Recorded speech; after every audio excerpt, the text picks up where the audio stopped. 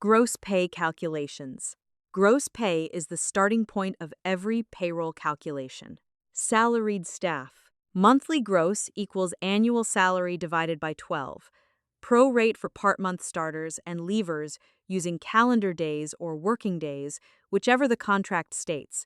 Hourly staff. Gross equals hours worked times hourly rate. Add overtime at the contractual multiplier, for example, 1.5 times for time and a half. Worked example, hourly rate £12, 37 standard hours plus 4 overtime hours at 1.5 times. Standard, 37 times £12 equals £444. Overtime, 4 times £12 times 1.5 equals £72. Gross pay equals £516. National minimum wage check.